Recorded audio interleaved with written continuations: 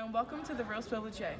Today we'll be discussing how police brutality and gun violence has affected the lives of African Americans. Studies done by Washington Post stated that when factoring in threat level, Black Americans who are fatally shot by the police are less likely to pose a threat. And to speak on here today, we have 27-year-old Khalil Harris, 67-year-old Rakia Boyd, 80-year-old Michael Brown, and 35-year-old Tamir Rice. How are you all doing today? I'm doing wonderful. Thanks for having me. No problem. I'm really glad to hear that. So, would you guys mind just going around and starting to share your story about what happened to you? When I was 18, I had an altercation with Officer Wilson after having a guy's day out with my friend walking to my grandmother's house. Officer Wilson thought I was reaching for his gun and he shot me. Well, in my case, I was coming home with a good friend from a party. It was a Friday night, normal night. It just had fun, and we got pulled over. So like anything, we were a little bit nervous, but you know, it was just a regular stop. We thought. So he came. He approached the car. He was a little aggressive. So me being a young man, you know, I got a little bit aggressive with that, which was wrong, but it doesn't justify his actions. So basically, he told me to step out the vehicle, which I did. He said, "Hold tight." He went to his vehicle, and I was standing there, you know.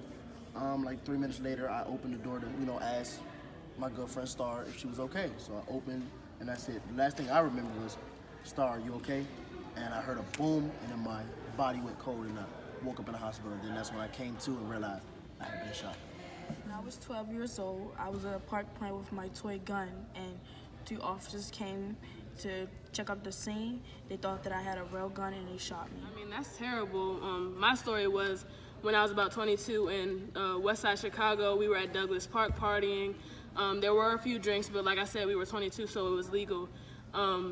We actually received a noise complaint from a civilian, so that caused Officer Dante Servant to respond to that call, even though he was off duty, so he had no right to do that.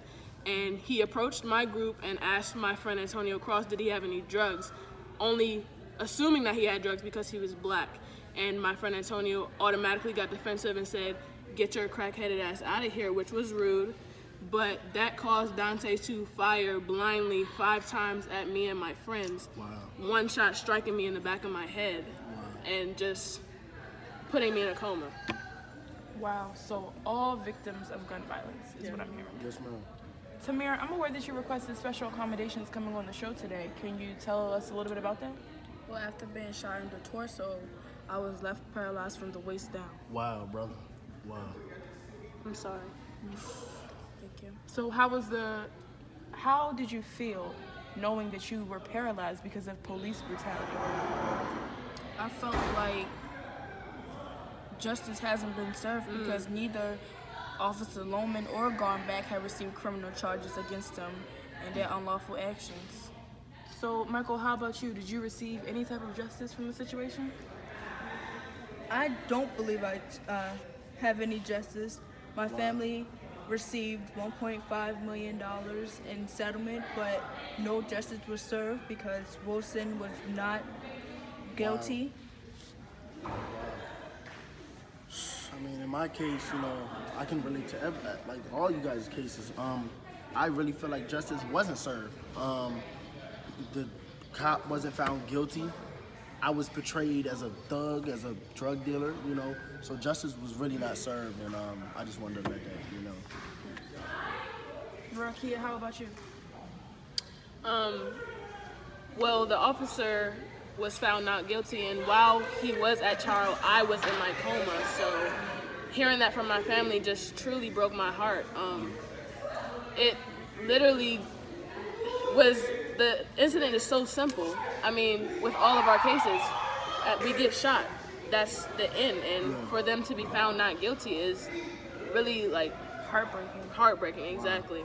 So, as for occupations, where are you all at today? Today I am retired, living in Bora Bora.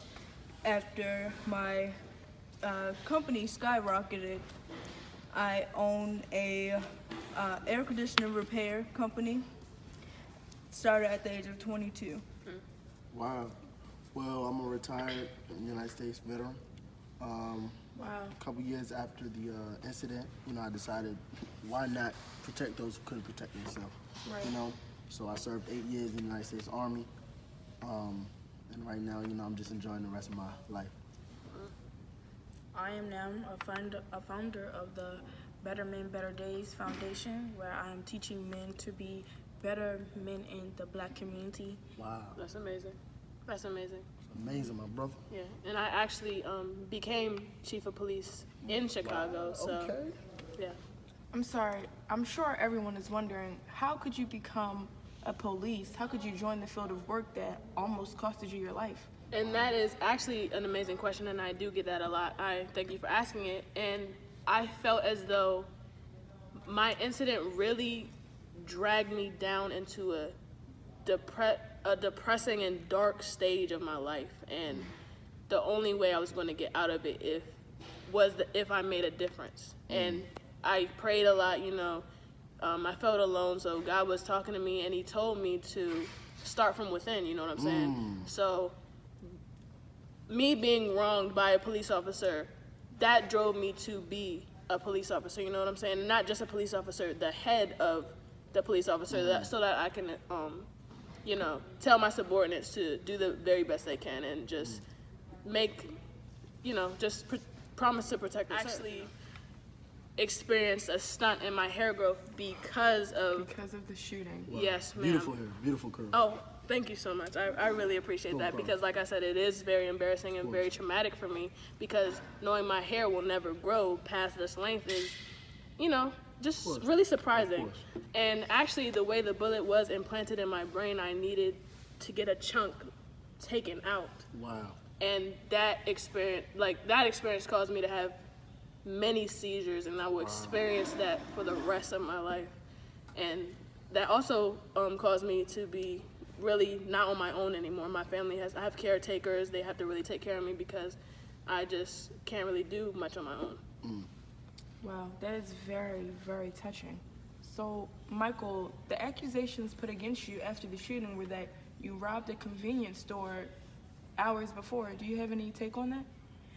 Well, accusations are accusations. People say what they want, but I do remember being high that day. So if I did cause any trouble, I sincerely apologize to this day. That is very mature of you, not only to apologize to us, but to the viewers. Thank you. Khalil, you also had a tarnished name after the shooting. Why do you think that was? Honestly, I've been thinking that for years. I've been thinking that very same question for years. But I feel like the societal thing to do after an African-American young male gets killed by the cops is to label him as such, label him as a drug dealer, label him as a thief, label, you know, Right. label To him justify the shooting. exact, to justify their action, Their you know. wrongful actions. And I really do believe that, and you can see in prior cases, and you can see in cases after my incident, that is what happened. Right. So, in cases involving police officers, the juror often feels sympathetic to police officers and sides with them. Why do you think this is? Well, I think that is because as a civilian looking in on, you know, a police officer, you know what they have to go through, and sometimes if you don't know, you assume, and you don't really see the good that police do. You just assume that they do what they're supposed to.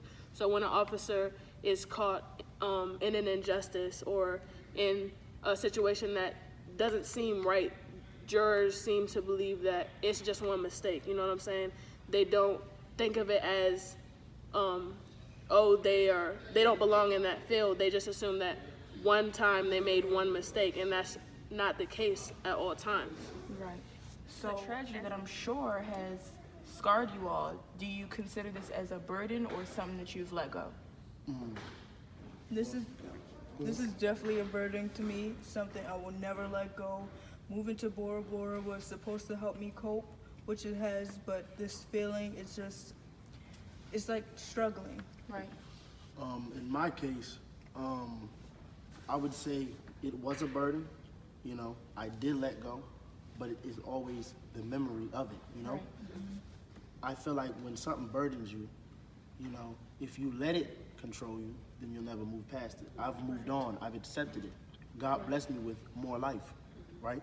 So why let the thought of it hold me down? I've moved past, you know, I have more life, so I let go, and it's not a burden to me. Let go and let God. There's no way to ever let go of such a tragic incident, but you can always find a way past the incident. Exactly. And I agree with all of you. And that incident has taken me to very dark places even after the fact that it happened. But while it was happening, I was just depressed and paranoid and just down at rock bottom.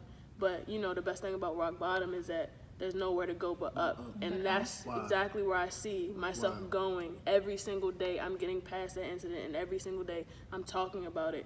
I'm going nowhere but up. So I will never forget it, but it actually, I'm blessed to have the experience to warn and, you know, tell my story to others. Definitely. Well, audience, let's please give a round of applause to Michael Brown, Khalil Harris, Tamara Rice, and Rakia Boyd. Thank you so much. When we come back, we will be discussing how Eco Styler gel can cause cancer. Wow. Cut it.